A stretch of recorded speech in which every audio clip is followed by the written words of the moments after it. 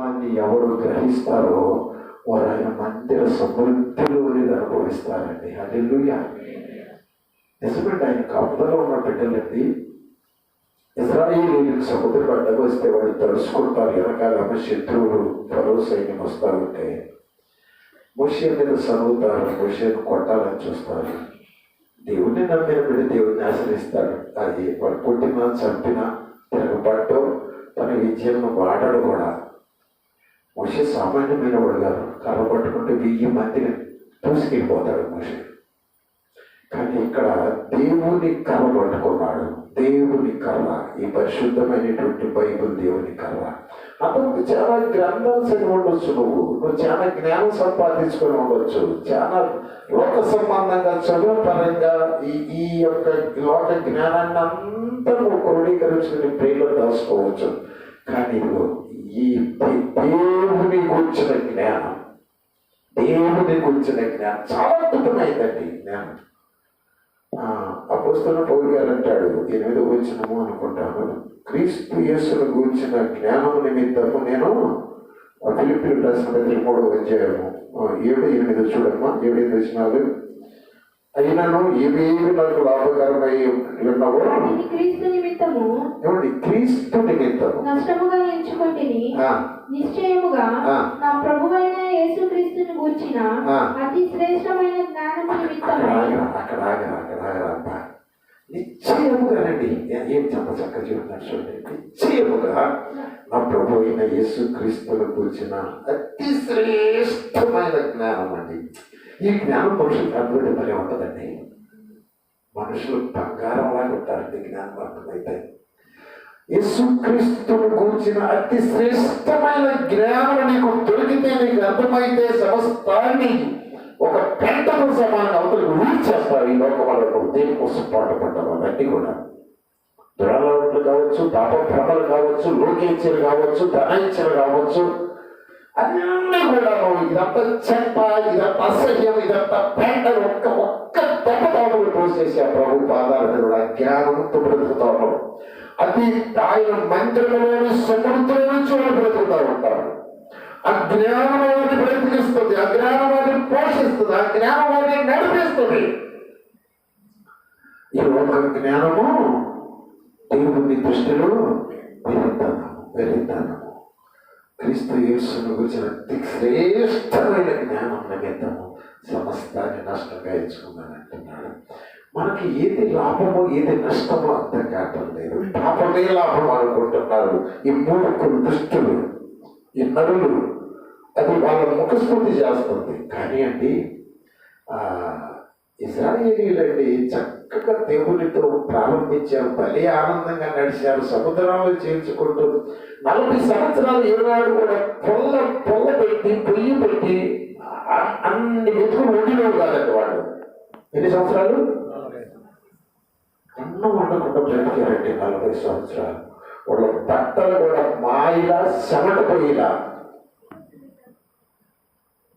వాళ్ళ కాళ్ళ చెంపులు వారు తెగల. 40 సంవత్సరాలు ఏంటండి ఒకసారి గమనించండి. 10 సంవత్సరాల వయసులో ఐగుప్తు నుంచి బయలుదేరారు అనుకుందాము. 40 సంవత్సరాలు వచ్చేసరికి 50 వస్తాయి కదండి. 10 సంవత్సరాలు ఎంత ఉంటాడు? సపోజ్ ఇప్పుడు అంత ఉన్నాడు అనుకుందాము. చెప్పులు వేసారు, ఆ గొడ్లు వేసారు. ఏమండి ఏనండి, చెప్పులు వేసారు, ఆ గొడ్లు వేసారు, ఆ చైన్ వేసారు. ఇట్లా బాబు ఇట్లా ఒక వెరీ గుడ్, చాలా మంచిది. ఇట్లా ఒకసారి నీకు అర్థమయ్యేది చెప్తాను. ఇక్కడ తిరుగుతానా, ఈ చొక్కా ఇట్లాగే ఉంది, ఇది కూడా ఏంటి బాబు, ఇది కూడా ఇట్లాగే ఉంది, ఈ గొలుసు ఇట్లాగే ఉంది. కానీ 50 సంవత్సరాలు అయ్యాడండి. ఇప్పుడు ఈ చొక్కా 50 సంవత్సరాలు ఇప్పుడు తిరిగిపోవాలి కదా, పిక్కలాలి కదా. ఇచ్చే ఇస్తానంటా ఇలా అయింది కదా 50 సంవత్సరాలు వేసే కుర్రడికి. ఈ చొక్కా పెరుగుతుంటాయి, ఈ చైన్ పెరుగుతుంటాయి, ఈ పాలు కూడా పెరుగుతుంది. ఎలా అయిపోయింది, ఈ తలకాయ పెరుగుతుంటాయి, ఈ శివుడు పెరుగుతుంటాయి, ఈ ముక్కు పెరుగుతుంటాయి. ఇది కట్టుకున్న ఇవన్నీ కూడా కాళ్ళు ఇది ఎంత కాళ్ళు ఎంత అయ్యాయండి. చెప్పులు కూడా ఎంత చెప్పులు ఎంత అయిపోయింది మరొకరు. అదేంటి ఆయన మంత్ర సమృద్ధి అంటే చెప్పులు వారు తెగల. వస్త్రాలు చినగల మాయిల ఈనాడు పొయ్యి కింద పొలం పెట్టి అన్నం వంటల సమృద్ధి అండి. కానీ ఏం చేశారంటే ఆ మహిమను వాళ్ళని గ్రహించలేకపోయారండి. పాపం ఆరంభములో దేవుని మహిమను పొందుకొని నడిచి చివరికి వచ్చేసరికి ఆ మహిమను కోల్పోయారండి. ఇది చాలా దౌర్భాగ్య స్థితి. దేవుని సన్నిధికి వచ్చినప్పుడు, దేవుని రుచి చూసినప్పుడు, దేవుని మాటలు మనకు ఆనందాన్ని ఇచ్చినప్పుడు, ఆనంద ప్రవాహంలో జరుగుకుంటున్నప్పుడు ఎంతో ఆనందంగా ఉంటుంది. బాప్తిజం తీసుకోవాలి, దేవునితో నడవాలి అని ఉంటుంది.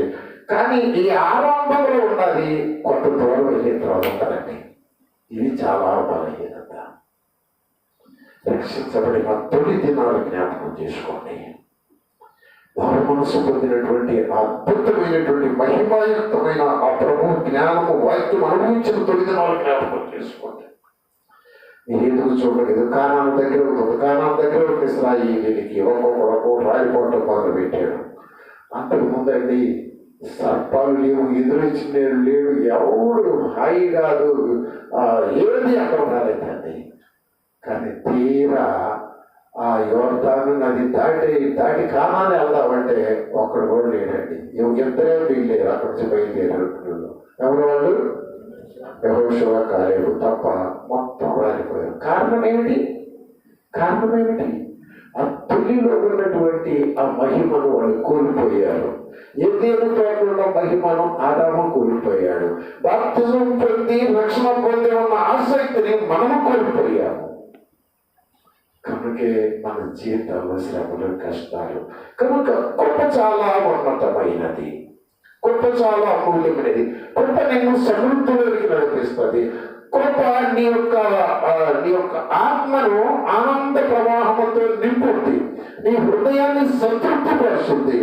నీ జీవితానికి ఏదేది అవసరమో అది చక్కగా సమకూర్చింది కృప. పాపం ఏం చేస్తుందంటే నిన్ను క్షీణింపజేస్తా ఉంటుంది. పాపము నిన్ను క్షీణింపజేస్తావు. ఎలా క్షీణింపజేస్తాయంటే ఎత్తుకన్ను అని అంటారు. ఎప్పుడైనా చూసారో మీరు? ఎత్తుకన్ను వ్యవసాయం చేసేవాళ్ళు తెలుస్తుంది. ఎత్తుకన్ను ఆ దున్న మీద ఎత్తు మీద కాడేసినప్పుడు ఆ మెడ మీద కాడి అడ్డు ఒడుచుకొని అక్కడ ఒక పుండు పడుతుంది. పుండు పొడి అది మానని పుండుగా మారుతుంది. దాన్ని క్యాన్సర్ అంటారు. క్యాన్సర్ మరొక పేరంటే మానని పుండు అని అర్థం. అది మానదు. సరే, పురుగులు పడతాయి. మానప్పుడు పురుగులు పడతాయి. అప్పుడు ఏం చేస్తుందంటే దాన్ని తీసి ఇట్టు కట్టేసినప్పుడు ఈ కాయకి వచ్చి మెల్లిగా ఈ చివరి ఇలాగా గోగుతూ ఉంటుంది. మహానందంగా ఉంటుంది. దానికి సమ్మగా ఉంటుంది. ఇక చెవులు ఆడిస్తూ ఉంటుంది, తోక ఆడిస్తూ ఉంటుంది. ఇది మాత్రం అట్టగీకి ఎంత పుండును కాస్త ఇంత చేస్తుంది. తర్వాత పుండుతో సొచ్చుంటుంది. పాపము క్యాన్సర్ పుండు లాంటిది. గోకి చివరికి సాగు తీసుకొచ్చి పెట్టుంది. అది భ్రమ, అది ముఖస్థుతి. కనుక కృప చాలా ఉండటమని చివరికి ఉన్నటువంటి రెండు మాటలు ఏంటంటే పాపం యొక్క ఫలితం చాలా భయంకరమైనది. ఆ రెండు మాటలు చదవాలి తల్లి. 10, 11, 12 అనుకుంటానే కదా. 11, 12 చదువు. 36వ కీర్తనలో నిన్ను ఎరిగిన వారి ఎడల నీ కృపను, యథార్థ హృదయుల ఎడల నీ నీతిని ఎడతెగక నిలుపుము. గర్విష్ఠుల పాదమును నా మీదికి రానియకుము. గర్విష్ఠుల పాదమును నా మీదికి రానియకుము. భక్తిహీనుల చేతిని నన్ను పాదద్రోలనీయకుము. అదిగో పాపము చేయవారు అక్కడ పడి ఉంటారు. లేవలేకుండా పడద్రోయబడి ఉన్నారు. ఎక్కడ పడి ఉంటారు? ఎడిస్ అనేటువంటి స్థలం ఉందండి. ఎడిస్ అనే దాన్ని వేదనకరమైన స్థలము అంటారు. నమ్మండి, మన మధ్య నిన్నటి దాకా మొన్నటి దాకా బ్రతుకున్న వారే ఈ యొక్క అతిక్రమము, ఈ పాపము, ఈ నోటి మాటలు, ఈ కపటములు, వీటన్నిటితో బ్రతికి గొప్ప దగ్గరికి వెళ్ళకుండా, ఆ కృపను పొందుకోకుండా చచ్చిపోయిన వారు అక్కడ పడి ఉంటారు. ఎక్కడ అడుగు అధనవంతులు పడి ఉంటాడు. అక్కడ పడి ఉంటారు. అక్కడ వాళ్ళు వేదన పడతారంట. అప్పుడే కాలరు. అగ్ని కాల్చదు, పురుగు చావడని అది అప్పుడు కాదు, తీర్పు తర్వాత అది. ఈలోపు ఏం జరిగిందంటే వేదన పడతా ఉంటారు, దాహం అవుతా ఉంటుంది, వేడిగా ఉంటుంది, అనీజీగా ఉంటుంది, చుట్టూ కేకలు పడతా ఉంటాయి. అబ్బో నాకు బాధగా ఉంటుంది, నాకు ఆ నొప్పి ఈ నొప్పి, ఏమో 4 పెన్సిళ్ళు పోతుంది, ఆకలి అవుతుంది. ఈ విధమైనటువంటి బాధతో వేదన పడుతూ విడిపించుకోలేక అక్కడ పడి ఉంటారు వాళ్ళు.